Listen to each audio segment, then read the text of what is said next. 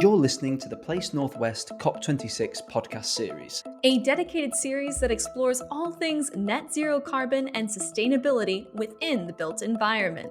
Don't miss any future episodes. Subscribe at placenorthwest.co.uk/subscribe or wherever you get your podcasts.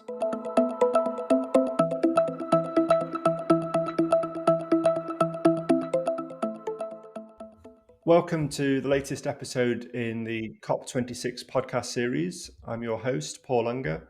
This episode is brought to you in association with Assura. Assura is a specialist real estate investment trust working on healthcare premises. Its 600 plus GP surgery, primary care, diagnostic and treatment centre buildings around the country are NHS workplaces serving millions of patients. It's also predicted that Assura's community fund will pass the £1 million milestone for grants made to health improving projects in the communities around its sites. Today, I am joined by Jonathan Murphy, Chief Executive Officer, and Ashley Seymour, Senior Development Manager at Assura. We're going to examine what it's like trying to deliver net zero buildings for NHS use. Welcome to the podcast, both. Good morning. Thanks, Paul. Thanks for having us on. Good morning. Jonathan, if I could start with you, tell us a little bit about the business and set the scene for those that maybe aren't that familiar with Assura, please. Yeah, of course, Paul. Yeah, so Assura, so our business is all about providing healthcare spaces and infrastructure for the NHS and other healthcare providers. So we focus on assets that are in the community. So we're not really developing sort of massive hospitals. But sort of primary care, community-based facilities such as a GP surgery or perhaps a dialysis centre or a diagnostic centre that you might see in your local town or village. That's the sort of thing that we're providing. And what we're all about really is making sure that we're giving the right platform for the NHS and the other healthcare providers to be able to deliver the best possible care. And we passionately believe that the building, the environment, the surroundings that you receive that healthcare in really matters. So, if you're in a dark and dingy and cold building, you're not feeling upbeat and positive. And actually, a modern, airy, spacious building with lots of natural light, with the right ventilation, with the right facilities, is a better place for you to receive your healthcare, both from a clinical point of view, but also from a mental well-being and feeling more positive perspective. So we think these things are really important, and obviously they're all associated with that is making sure that those buildings are also contributing where they can to the local community. So you referenced our community fund, which is our sort of charity that we set up last year, £2.5 million that we've donated to that to support health and wellness. And of course, sustainability is also massively important. So very much looking forward to talking more about that. Yeah, absolutely. And a successful business that we've been following closely for many years at Place Northwest, a listed PLC in Warrington. There's not many in the Northwest that we've still got here, which is always nice. Tell us about how you've made this transition and the sort of targets you've set yourself around carbon and net zero. Yeah. So it's great that you reference the success of the business, because obviously the commercial success is fundamental. We're very proud of our Warrington roots. So we're very proud to be a Northwest business. We're a FTSE 250 business, £2.5 billion portfolio.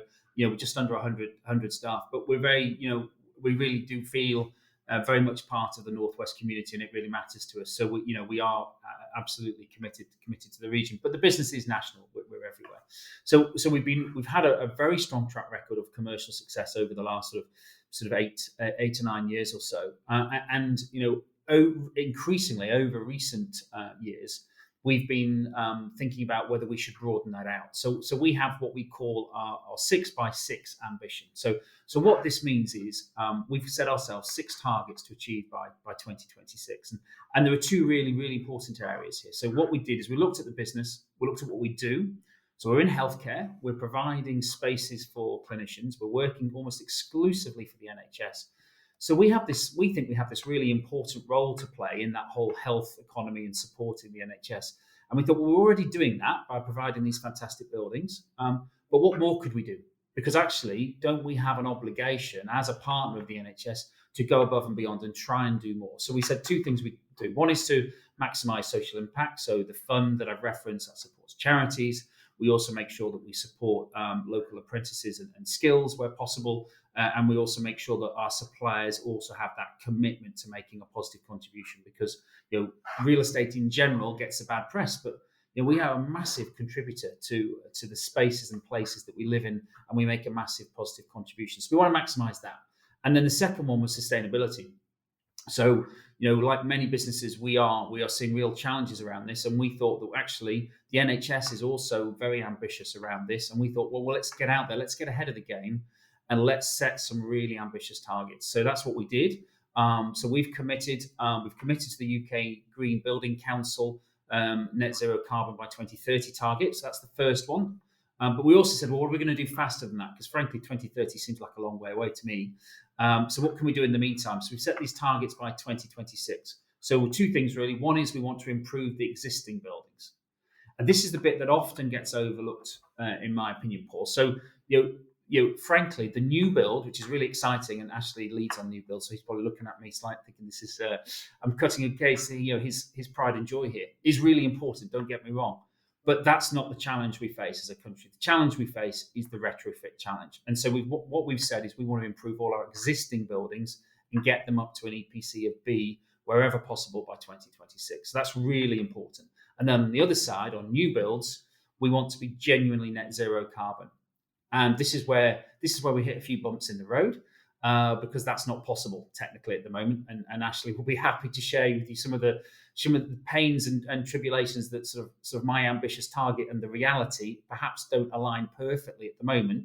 But we've made some great strides, great progress, and we are moving forward. And we have got 5 more years to come up with the technical ability to deliver a net zero carbon, including embedded carbon building.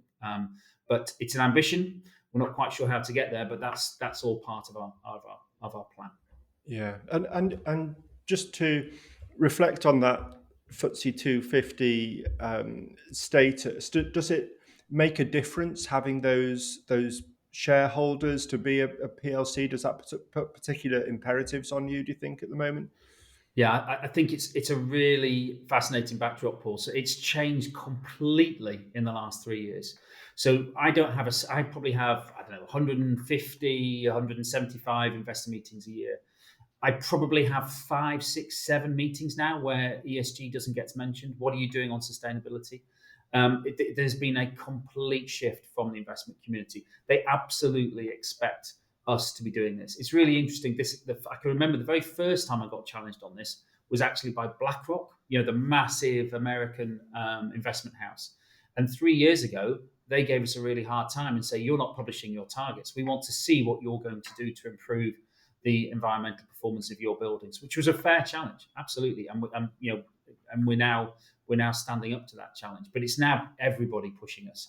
And I think there's two things here. Clearly, there's the climate challenge, and people recognise, frankly, if we don't do something, we're going to have some very serious challenges, as in terms of our environment, in terms of extreme weather conditions, etc. But there's also a hard-nosed commercial angle here. In 10 years' time, if our buildings aren't the most sustainable, aren't the latest standard, they won't be fit for purpose anymore. We are going to see a dramatic shift in the nature of buildings over the next decade. And if we don't get our buildings now up to that level, frankly, they'll become redundant, they'll become unsuitable, and the values will decline. So, this is a commercial imperative as well. That's not to say, it's not fair to say that we're seeing premiums today. So that's not what we're seeing. So at the moment, we're struggling to get our customers to pay more for greener buildings. But my view is in 10 years' time that you just will have to be a green building to be able to be deliverable at all. So it's not necessarily about profit today, but it's definitely about long-term commercial success, no question. Okay. So Ashley, I'll come to you. We've heard about the strategy and alluded on some of the challenges of getting there, and you've made a start towards net zero by 2026 and doing some of the retrofit, etc. In terms of drilling down into the practicalities, how is it performing so far in your view, and Talk to us about some of the practical steps you've been taking, Ashley. Well, we've recently embarked on a bit of a pilot project just to see what we can do and what the possibilities are. Because we just this time last year we didn't really know. We've tried certain things with previous projects like West Gorton and learned from those. But actually, we needed a pilot project to work through methodically what we actually need to do to achieve net zero. And so, as Jonathan referenced, we're now a signatory to the Green Building Council, and quite helpfully, they've set out a bit of a framework that we try to follow. So the first thing we asked ourselves was, what does net zero actually mean? Because there are lots of different definitions out there. And so the UK GBC split this definition into two elements, essentially. The first one is embodied carbon, so relating to the amount of carbon associated with the construction. And then the second limb is operational carbon, so relating to the amount of carbon associated with the ongoing use of the building. And so really we've embarked on this kind of methodical framework where we first look at, it's a fabric first approach. So we first look at the embodied carbon. How can we use materials that have a lower carbon emissions associated with them? And secondly, how can we reduce our operational carbon? So how can we design and construct the building to minimize its energy demands in the first place? And then, so once we've done that fabric first approach, we then look at adding renewables. So that's almost like a second step after that initial step. And then finally, once you've done all of that, you then look to offset. And this offsetting is actually a last resort. But as Jonathan said, it's currently not possible to do a net zero carbon building without offsetting. Yeah, and where are you finding the successes, and where are you finding the biggest challenges and hurdles to get over with when you look at the methodology in the whole? Yeah, I mean, when we first looked at it, so we were looking at what the biggest ticket items that we can change in our buildings, and the first thing that we established really was that the structure of the building was the element that contributed the most. And so you look at what's the difference between concrete, steel, could we use recycled steel, timber? We found that timber was the one element that reduced carbon the most. But at the same time, that introduces a number of issues. The availability of the skills, for example, and procurement. Can we, if we're working in a certain area, can we find a decent building contractor, quality building contractor that can do a bespoke building for us? Because these medical centres are not just boxes; they're each one is bespoke. Then you've got things like insurance. How do our insurers feel about us using timber? Now, we all know that timber's been used for centuries, but from an insurance point of view, they think, well, it's a combustible material, the premium's going to go up, because if there is a fire, then the whole thing goes down. And then there's things like the flexibility of the building. Should we be using timber because it's a little bit less flexible than, say, steel? And then we look at things like recycled steel. Can we get recycled steel for a building? What we found is there's no foundry in this country that does 90% recycled steel. So that poses a problem. Yeah, absolutely. I was going to ask about the peculiarities of delivering medical centres and the specifications, the use. They obviously are, highly technical in their own way. Are there particular things that make this an extra special sort of challenge rather than just a straight shell of a commercial box, as you say? Yeah, I mean, each medical centre is a bespoke design. It's the product of what the GPs want, what the local NHS wants, in addition to what the site we've got, the planners, what do they want to see, and then you've got things like the various regulations, design regs from the NHS and from BREEAM, and what we're finding is actually there are quite a lot of conflicts between all of those. So, for example, BREEAM, you get extra points for having more daylighting in the building. So how does that square with the fact that we're sort of being pushed towards smaller windows actually for net zero carbon, certainly on the south elevation, because you're looking to reduce that temperature fluctuation in the day, and then things like air permeability. With net zero carbon, we're trying to encourage more air tightness within the building. Again, how does that work with a building that's with doors opening and closing all the time to the public? So all these sort of challenges we're looking at. Yeah, yeah. And are there broader challenges that you see? You must have a good sort of scope of vision across the primary care estate. Are there premises that you come across that you think, gosh, that's really unfit for what we're talking about here? How's that going to come up to modern standards? Talk to us a little bit about generally the healthcare estate. The healthcare estate is, I think there was a BMA survey. Jonathan might have the more accurate figures than I do, but I think it was something like 60 or 70% of GP premises are unfit for purpose. So there's a tremendous amount of work to be done. So there's no lack of demand, basically. Yeah, and who commissions you? Is in terms of trying to picture the project and who the client is and who you work for, or the procurement process, for want of a better phrase, is who are you? Who sort of commissions GP centres and the sorts of primary care assets that you produce?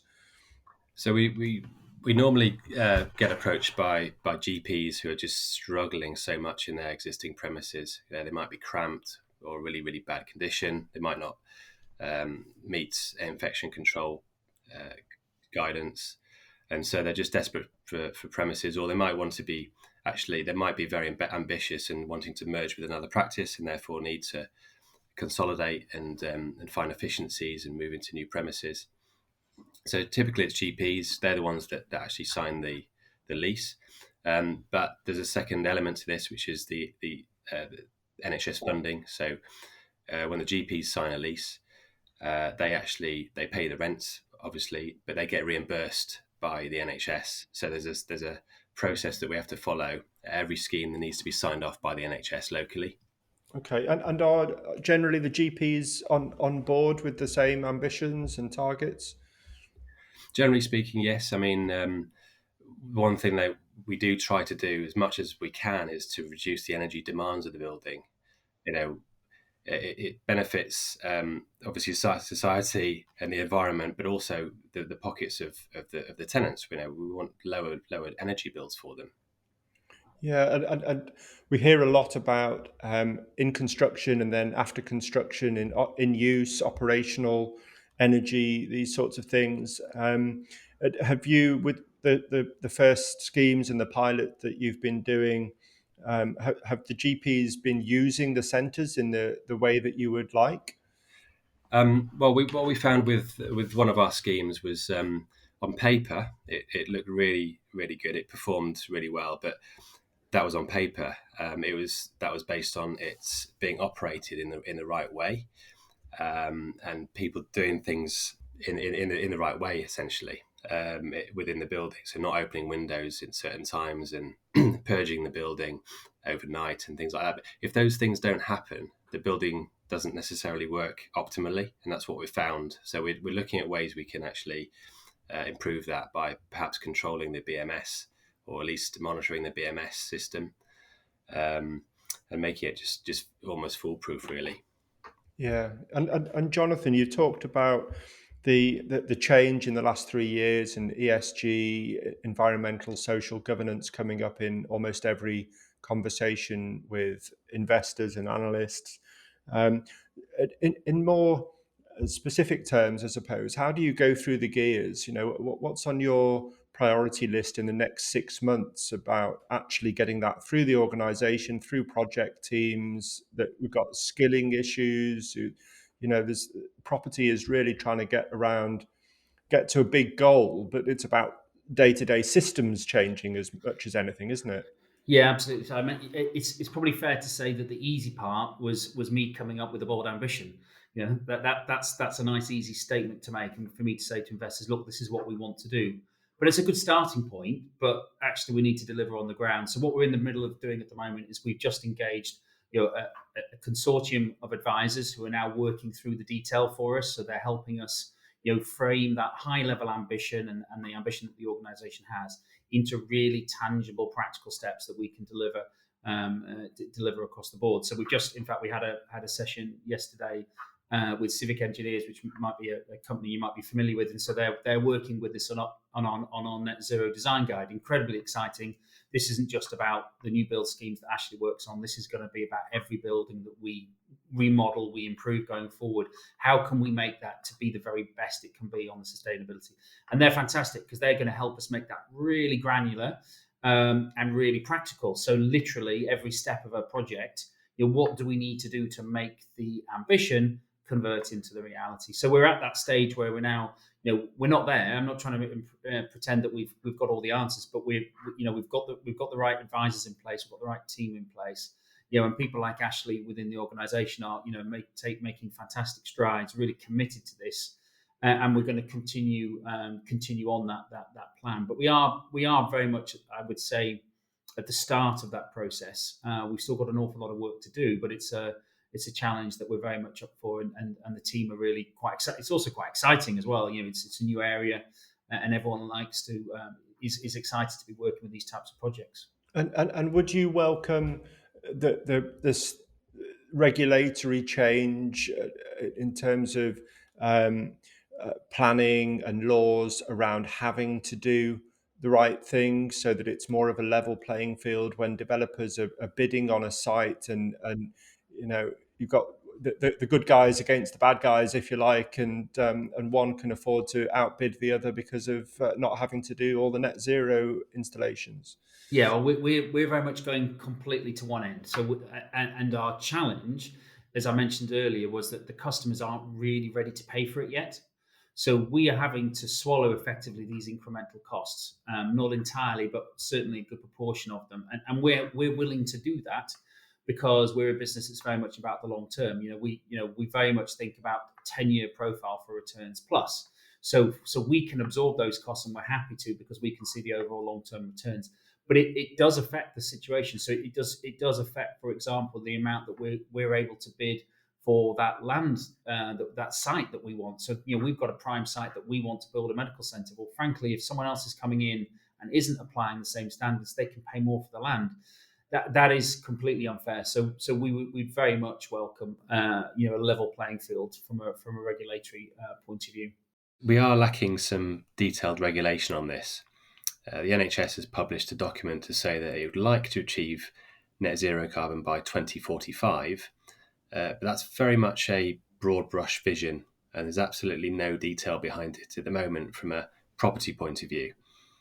So what we're lacking really is some regulatory guidance on what we need to be specifically doing for buildings, along with everyone else. Now, we've had CCGs being the local NHS governing bodies. We've heard them talking about net zero carbon. So we're definitely hearing it. And we think it's coming down the track. So we're just trying to be more proactive, really, because we know it's coming. We just want to be ahead of the game. Yeah. And are there any numbers you can share with us in terms of how much the extra it costs, how expensive it is to put these sort of measures in place? I think it's going to change from scheme to scheme, to be quite honest. There are certain things you can do without even costing anything, really, just like orienting the building and just being sensible with your design that way. We're looking at smaller windows with deeper reveals. Now, that's not going to change the viability of the project. But there may be other aspects that we do have to spend a bit more money on, but it will depend from scheme to scheme.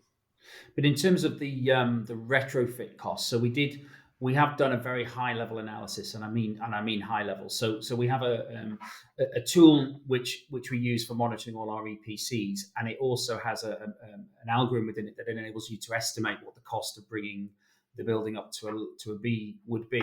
And based on that assumption, it came out at about a 20 to 25 million pound cost on our current portfolio. So on a £2.5 billion portfolio, that's actually not obviously 25 million pounds is a lot of money.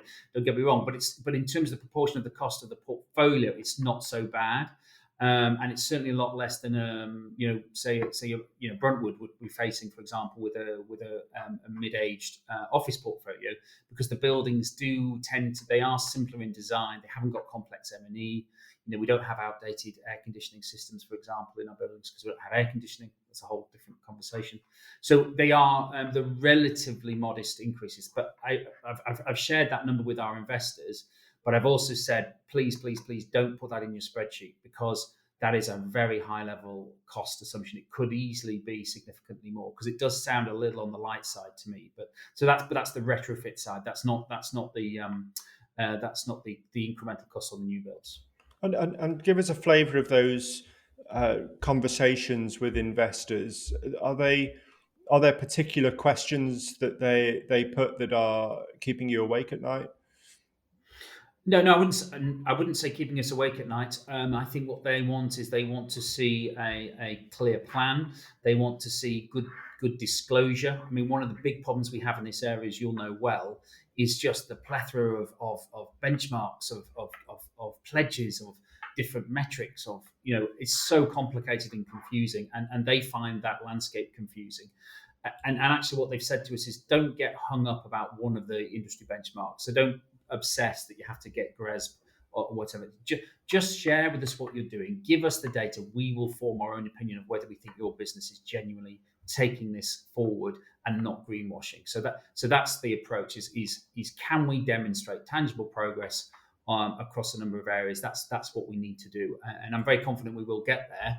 But as I say, we're very much we've got the commitment, and we're getting the plans together to take it forward.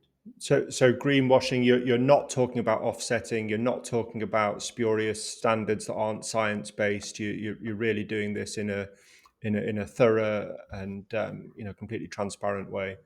Absolutely. I mean, as I said before, we're taking a fabric first approach, and it'd be quite easy just to not do anything and then just offset. But what we're doing is we're genuinely trying to reduce the embodied carbon, reduce the operational carbon, then looking at renewables, and then finally offsetting. So it's that sort of methodical approach that we're carrying out in good faith.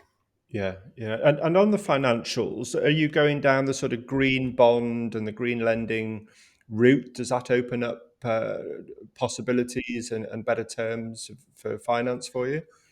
Yeah, no, that's absolutely. So on the debt side, this is a really well-established market already. So we've done two bonds in this area. One was the UK property industry's first social bond. So that's where we had to commit that our projects were going to be making a net positive contribution to society. And we had to look at a whole supply chain, etc. That was the first one. And then the second bond we issued just in the summer was a sustainability bond. So that is all about improving the sustainability of our buildings. And we were absolutely blown away. We raised £300 million. We were 7 times oversubscribed. And we secured 12-year funding at just over 1.6%, which is just my eye-watering, really. So there's a massive demand out there for the right product. So we get a massive advantage on our cost of finance. The downside is you have to spend that money on sustainability improvements and buildings that are sustainable. But we were doing that anyway, so it's a win-win for us. So it's a really supportive market for us. Yeah, absolutely, and there'll be accountability that goes along with that, I presume. Yes, absolutely. So we make certain commitments on how that money will be used. We use an external agency. We use ISS, which is one of these benchmarking bodies, and they come in and audit our approach and make sure that we've spent the money exactly how we said we were going to. Yeah, and can you see a day as a PLC chief exec where annual bonuses across the FTSE are judged on carbon performance as well as financial performance? Well, mine already are. So I already have a third of my long-term incentive plan is linked to ESG metrics. So and we did that last year. So we were one of the first to do that. So absolutely. Yeah, that's good. It's good to hear. I hope that one day we wake up and the Tesco boss has done it, and the next day the Sainsbury's boss, and within 6 months all the PLC bosses would be judged on carbon performance. Yeah. So, no, that's great. Look forward to covering the story as we go through the months and years ahead. Thank you very much to Jonathan Murphy and Ashley Seymour of Assura for joining us today. To find out more about Assura, please visit assuraplc.com. Thanks, guys. Great. Thank you. Thank you.